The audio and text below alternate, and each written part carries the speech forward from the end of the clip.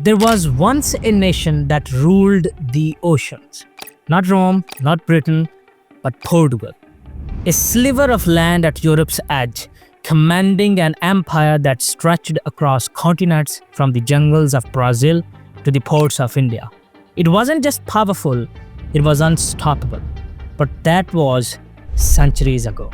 Now, Portugal barely makes global headlines. Some say it's poor, others call it Europe's forgotten child. But here's the twist. Portugal isn't failing, it's evolving. While the rest of the world chases chaos, more speed, more power, more pressure, Portugal is quietly rewriting the script. It's not trying to reclaim an empire, it's building something even harder to find in the modern world: a good life. One of balance, beauty, and a surprising kind of success. So how did this once mighty empire collapse? And more importantly, how is it now attracting the world's richest, smartest, and most restless people to its shores? The answer goes beyond money, beyond politics. It's a mental shift, a national philosophy, and one secret Portugal holds that no one's talking about. Stick with me, because by the end of this video, you might start to see Portugal not as the past, but as a blueprint for the future. This is the real story of Portugal. To really understand Portugal today, we have to go back, not just a few decades, but centuries. To a time when Portugal wasn't just a small country on the western edge of Europe, it was the center of the world. In the 1400s, Portugal became the first true global empire in history. While much of Europe was still caught up in internal wars and religious conflicts, Portugal was doing something bold. It was looking outward. It was building ships, hiring explorers, and sailing into the unknown. Not for fun, but to find wealth, trade routes, and something even more powerful: influence. This was the beginning of what we now call the Age of Discovery, and Portugal wasn't just participating, it was leading it. Prince Henry the Navigator, yes, that's a real title, founded a school for navigation and trained some of the greatest explorers in human history, and they didn't disappoint. In 1498, Vasco da Gama became the first European to reach India by sea. That changed everything. Suddenly, Portugal had access to the spice trade, a business so profitable it was basically like discovering oil, gold, and Bitcoin all at once. And it didn't stop there. Portugal claimed huge territories across Africa. It colonized Brazil, a region so rich and vast that it would become the crown jewel of the empire. Portuguese explorers reached Southeast Asia, China, and even Japan. At one point, the Portuguese Empire stretched from Lisbon to Macau, from Angola to Goa. It was the first time in history that a single nation controlled trade routes that spanned the entire globe. For a brief moment in time, Portugal was more than a country. It was a network, a superpower. If you wanted spices from India, gold from West Africa, sugar from Brazil, or silk from Asia, chances are you were paying Portugal, and they were collecting big time. In a modern context, Portugal wasn't just a European kingdom, it was like Google, Amazon, and Tesla rolled into one. It had the technology in shipbuilding and navigation, the infrastructure in ports and colonies, and the monopoly on the most profitable commodities of the time. And the world noticed. Lisbon, Portugal's capital, became one of the wealthiest cities on earth.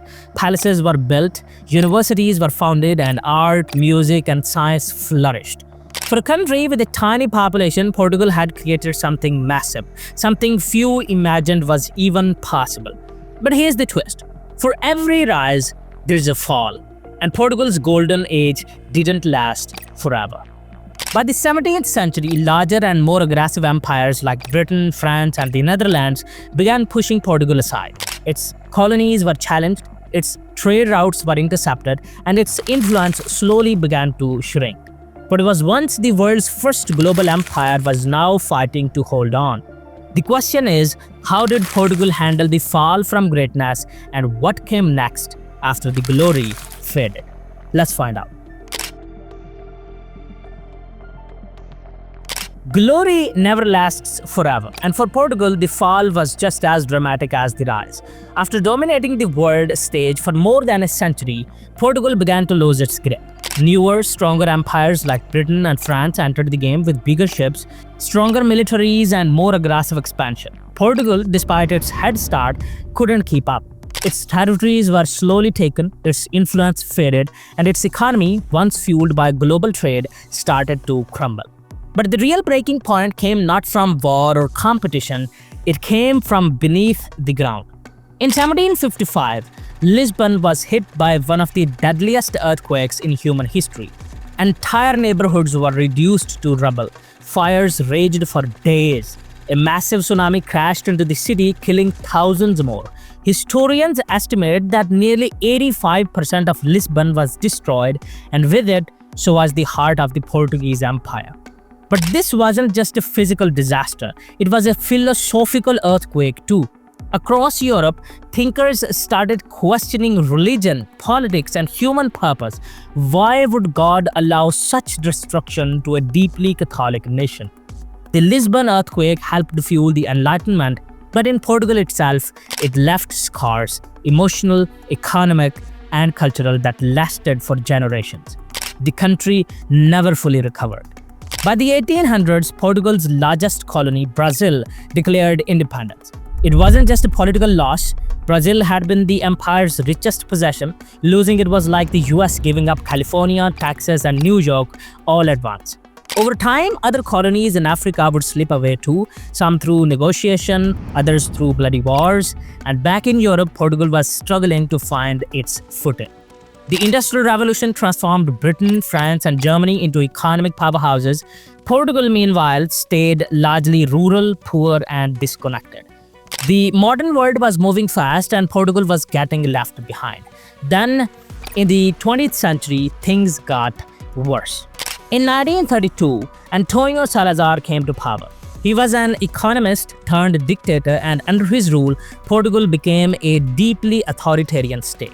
Civil liberties were crushed, dissent was silenced, while the rest of Europe was rebuilding after World War II and launching modern democracies. Portugal was still trapped in a time capsule, isolated, controlled, and falling further behind. By the 1970s, the country had one of the lowest living standards in Western Europe. Young people were fleeing, many were sent to fight in brutal colonial wars in Africa. Portugal was poor, frustrated, and ready for change. And then it came. In 1974, something remarkable happened. A group of military officers launched a peaceful uprising known as the Carnation Revolution. No bombs, no civil war, just soldiers handing out flowers, not bullets. The dictatorship fell, democracy was born, and for the first time in a very long time, Portugal had a fresh start. But rebuilding after centuries of decline isn't easy. The empire was gone, the riches were gone, now Portugal had to decide what kind of country it wanted to be. Without the ships, without the colonies, and without the illusions of global power. So how did it move forward? Let's dive into the next chapter. The fall of the dictatorship in 1974 gave Portugal something it hadn't had in generations: hope. But the real transformation began over a decade later in 1986 when Portugal officially joined the European Union, and that changed everything. Almost overnight, Portugal went from being Europe's forgotten corner to one of its most promising projects. Billions of euros started flowing in. Grants, subsidies, investment packages, all aimed at modernizing the country. Roads were built, schools were upgraded, hospitals were improved. Entire regions that had once felt stuck in the past suddenly looked like they belonged in the future. For the first time in centuries, Portugal wasn't trying to conquer the world, it was finally catching up to it. Joining the EU meant more than just money, it meant stability. Portugal adopted democratic values, free markets, and closer ties with its European neighbors. Tourism began to grow. Cities like Lisbon and Porto came alive with energy and color. The country was building something real, a modern European identity. But then came the storm. In 2008, the global financial crisis hit. And for a country like Portugal, with high public spending and not enough economic output, it was a disaster waiting to happen. Debt piled up, investors lost confidence, unemployment soared. By 2011, Portugal was forced to request a bailout from the IMF and the EU worth 78 billion euros. It was a national humiliation. The government had to agree to austerity measures, cutting pensions, freezing wages, raising taxes. Public services were slashed, young people couldn't find jobs, many of them left the country altogether, creating a brain drain that hurt even more. Families were split, dreams were put on hold, and for a moment it looked like the Portuguese miracle was over. But here's the twist. Portugal didn't collapse. It adapted. Instead of fighting the system or retreating into nationalism, Portugal did something unexpected. It restructured. It took a deep breath, made hard choices, and reinvented its economy. New industries were encouraged, education and tech startups were supported, tourism was reimagined not just as beach holidays but as cultural, historical, and even digital experiences. The country began attracting digital nomads, retirees, remote workers, and foreign investors. Portugal leaned into what made it unique: its calm lifestyle, its safety, its beauty, and its openness. And slowly, step by step, it began to recover.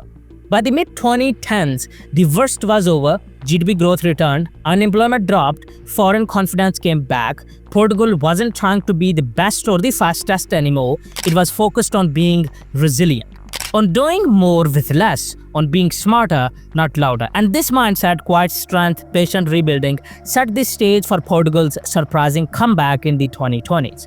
But what exactly is Portugal doing today that's catching the world's attention again? Why are so many people, from tech founders to retirees, choosing this small nation as their next home? Let's explore the Portugal of now. While much of the world wasn't paying attention, Portugal pulled off one of the most remarkable comebacks in modern Europe. It didn't happen with flashy headlines or dramatic policies. There were no viral moments or bold revolutions. Instead, Portugal rebuilt itself with quiet determination, bit by bit, day by day. And the results? They have been nothing short of impressive. Let's start with tourism. Portugal has quietly become one of Europe's most visited destinations. From the cobbled streets of Lisbon to the wine valleys of the Douro, from the golden beaches of the Algarve to the fairy tale castles of Sintra, travelers are falling in love with Portugal's charm. In the last decade, tourist numbers have skyrocketed, and unlike many other destinations, Portugal managed to grow tourism while preserving its authenticity. It's not just a place to take Instagram pictures, it's a place to feel something. But it's not just tourists arriving, digital nomads and remote workers are flooding in too. After COVID changed the way the world works, Portugal became a dream location for remote professionals. Stable internet, affordable living, delicious food, and a calm, sunny lifestyle, it checked all the boxes. And cities like Lisbon and Porto have transformed. What were once sleepy or aging towns are now buzzing hubs of tech startups, co-working spaces, international conferences, art festivals, and Michelin-starred restaurants. The old meets the new here, centuries-old architecture sitting right next to modern design studios. The energy is subtle, creative, and global. Then there is green energy. While much of Europe still debates how to transition away from fossil fuels, Portugal just did it. Nearly 60% of its electricity comes from renewable sources: hydro, wind, and solar. In some months, Portugal even generates more green energy than it needs. It's a quiet climate leader, proving that even a small country can make a big difference. And what about safety? Portugal is consistently ranked as one of the most peaceful countries in the world, right up there with places like Iceland and New Zealand. It has low crime rates, political stability, and a deep culture of hospitality. Walk around Lisbon at night and you'll feel it: calm streets, friendly faces, and a rare sense of ease. These qualities, peace, safety, lifestyle, have turned Portugal into a real estate magnet. Foreigners from the US, UK, Germany, and even Brazil are buying homes here.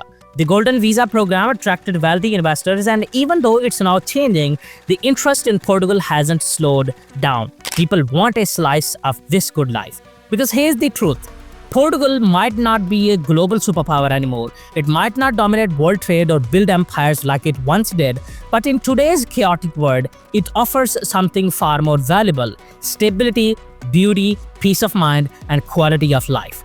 This isn't the comeback of a country trying to be loud or dominant.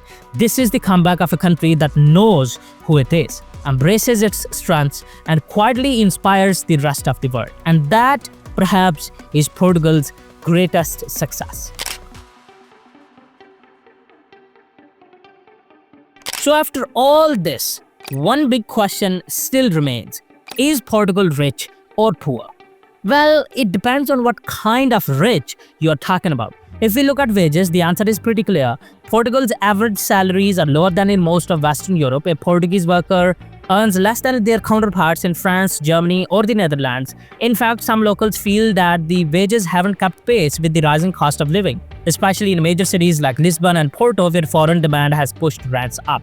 So by the classic economic definition, Portugal isn't rich. But here's where things get interesting. Because while wages are lower, the cost of living is also more affordable, especially outside the big cities. You can eat out at a cozy local restaurant for a fraction of what you'd pay in London or Paris. Public healthcare works, education is solid, and most daily expenses don't break the bank. For many people, that balance between income and expenses still works well.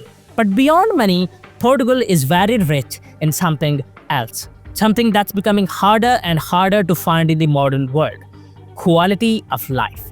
Imagine a place where you can walk safely at night, where strangers still greet each other with warmth, where families gather for long lunches, where the sun shines most of the year, and where despite economic limitations, people smile easily and take pride in their community. Portugal offers a kind of richness that doesn't always show up on spreadsheets, but you feel it when you are there.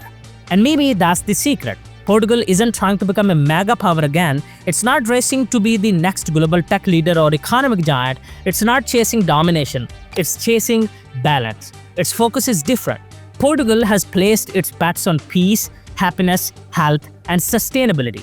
It's building a future that isn't measured just by GDP, but by how people live, how safe they feel, how healthy they are, and how connected they remain to their roots. In a world obsessed with scale and speed, Portugal is walking a different path. A slower one, a calmer one, a more human one. Yes, it still faces challenges, youth immigration, low wages, housing pressures, but it's also showing the world that you don't have to be rich to live richly. And maybe that's the real story here. Portugal isn't just the country of explorers and empires anymore. It's the country of quiet dignity, of second chances, of choosing peace over power. Not trying to impress the world, just trying to take care of its people. And in a way, that makes it one of the richest nations of all.